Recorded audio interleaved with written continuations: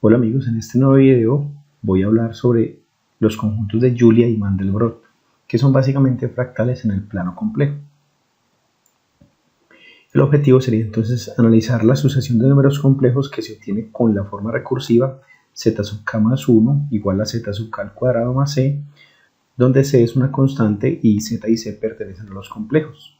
Z sub 0 sería un valor inicial de la sucesión recursiva. A la derecha presento fotografías de Gaston Julia, perdió su nariz en la Primera Guerra Mundial. A la derecha Benoit Mandelbrot, quien tuvo la ventaja de trabajar en IBM con los computadores. Gaston Julia no tuvo esa oportunidad. Vamos a definir los conjuntos de Julia y de Mandelbrot, básicamente sobre la sucesión z sub k más 1 igual a z sub k al cuadrado más c. Fijamos el valor c, damos un valor inicial z sub 0, al evaluar en la función se obtiene z sub 1, si z sub 1 lo evaluamos en la función se obtiene z sub 2 y así sucesivamente de forma recursiva. Un conjunto de Julia para un valor c dado es el conjunto de todos los puntos iniciales z sub 0 con los cuales la sucesión converge o se mantiene acotada. Y el conjunto de Mandelbrot con z sub 0 igual a 0 es el conjunto de todos los posibles valores c igual a más b sub i, valores complejos, para los que la sucesión converge o se mantiene acotada. La clave sería entonces que para los conjuntos de Julia vamos a variar el valor inicial, mientras que para el conjunto de Mandelbrot vamos a variar el valor c. Acá presento una imagen de uno de los conjuntos de Julia, que son varios dependiendo del valor c, y presento el conjunto de Mandelbrot, que básicamente es la región negra, es la región de convergencia de la sucesión. Presento acá tres ejemplos de sucesiones con valores k de 0 a 30. En el primer caso tenemos una sucesión que converge al valor 1. En el segundo caso tenemos una sucesión que, aunque no converge, termina oscilando entre dos valores, pero es acotada. Lo que quiere decir que yo podría trazar rectas horizontales que limitan la amplitud de la sucesión. Una recta inferior, una recta superior.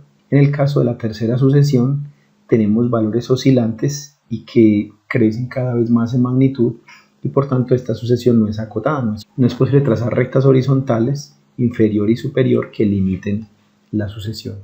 En el caso del plano complejo, acá tenemos una sucesión a la que le di el valor inicial 0 y al iterar obtengo una convergencia hacia un punto dado. Acá se puede ver la parte real y la parte imaginaria de la sucesión. Ambos valores tienden a unos números dados, entonces la sucesión es convergente. Y al lado derecho tengo una sucesión que, aunque no converge, es acotada. Tomé el valor inicial 0 y la sucesión oscila entre estos 5 valores complejos. Acá observamos la parte imaginaria y la parte real, parte imaginaria en rojo, la parte real en azul, ambas sucesiones oscilantes. La sucesión que vamos a usar para construir los conjuntos de Julia y Mandelbrot es z sub k más 1 igual a z sub k al cuadrado más c, donde z es la variable compleja x más y y c es una constante a más bi, y vamos a iterar para k igual a 0, 1, 2 hasta un número dado de pasos. Se podría usar otro tipo de función, z sub k más 1 igual a alguna función f de z sub k, polinomios de mayor orden, senos, cosenos, funciones exponenciales, funciones racionales, etcétera, etcétera. En el caso de la implementación computacional, si no se cuenta con la posibilidad de hacer cálculos con complejos en el software, entonces podríamos separar la igualdad z sub k más 1 igual a f de z sub k en sus partes real e imaginaria, una igualdad de partes reales y una igualdad de partes imaginarias. Para el caso z al cuadrado, pues tendríamos que es x más y al cuadrado. Cuando uno desarrolla al cuadrado le queda parte real x cuadrado menos y cuadrado y parte imaginaria 2xy. El área de búsqueda que vamos a tomar inicialmente en el plano complejo sería el cuadrado de menos 2 a 2 tanto en x como en y por cada eje vamos a tomar n puntos para definir una rejilla n por n. Un mayor número de puntos va a implicar que yo tengo que hacer más cálculos, pero pues voy a obtener una mejor resolución en las gráficas. Y dibujo acá un disco de radio 2 porque se ha comprobado que fuera de un disco de radio 2 la sucesión de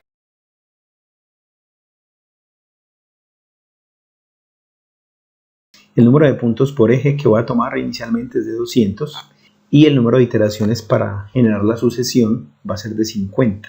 Y entonces voy a definir que A es de menos 2 hasta 2 y n datos espaciados linealmente, b igual de menos 2 hasta 2, n datos espaciados igualmente, a pues sería la parte real del número c y b la parte imaginaria del número c. Entonces defino una matriz vacía M en la que va a ir almacenando los datos que cumplen la condición de convergencia o de que la sucesión sea acotada.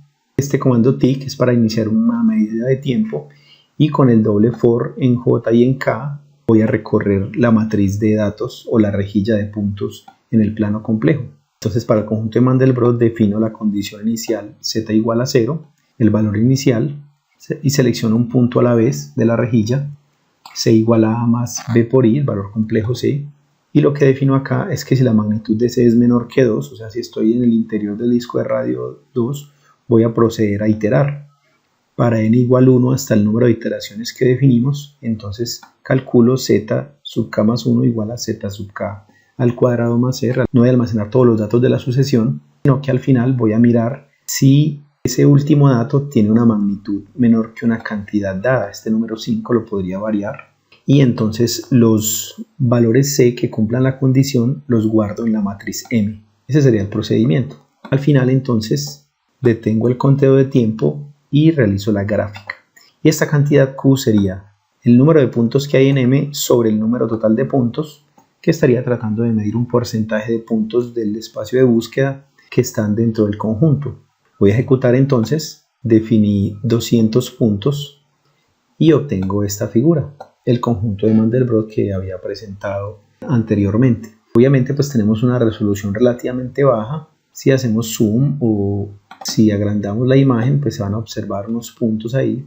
Antes de mejorar la resolución de la imagen, entonces observemos que esta imagen es simétrica con respecto al eje real, el eje horizontal. Entonces yo podría simplemente generar la mitad de la gráfica y adicionalmente el espacio de búsqueda lo podría reducir desde menos 2, no hasta 2, sino por ejemplo aquí hasta 0.5 en X. Entonces voy a hacer eso, desde menos 2 hasta 0.5 y el espacio B, que es el eje vertical, de menos 1 a 1, voy a ampliarlo un poco porque aparecen otros puntos de menos 1.2 hasta 1.2, bueno, perdón, desde 0 hasta 1.2 y aprovecho la simetría para generar media gráfica y luego si quiero graficar completo pues le agrego la parte del lado negativo.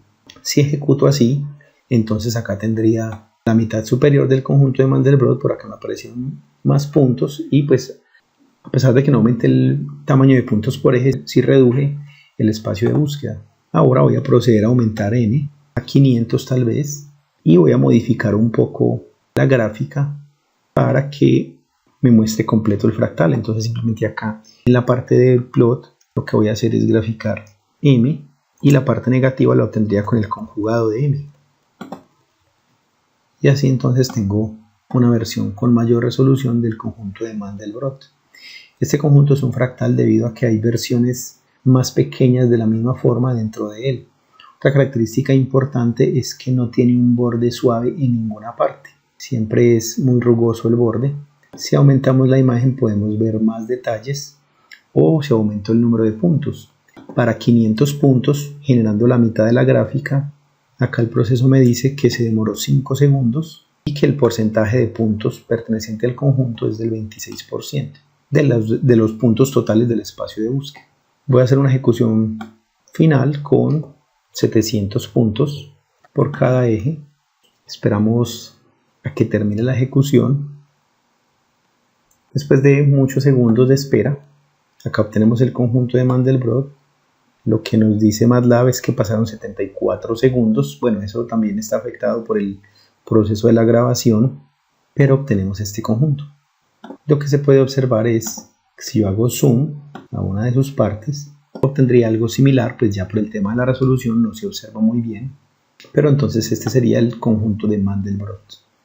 Ahora entonces procedemos a obtener conjuntos de Julia, el mismo proceso iterativo, pero entonces no vamos a cambiar el valor C, sino que vamos a cambiar el valor inicial del proceso. Entonces acá tengo un algoritmo similar. Lo que hago es que defino 500 puntos por eje, 50 iteraciones o 50 términos de la sucesión, z al cuadrado más c igual al z siguiente. Entonces defino que en el eje real voy a trabajar un espacio de búsqueda entre menos 2 y 2 con n datos y en el eje imaginario también un espacio de búsqueda entre -2 y 2 con el número de datos, y defino una matriz J donde voy a ir guardando los valores iniciales con los que la sucesión converge. Acá tengo el valor C.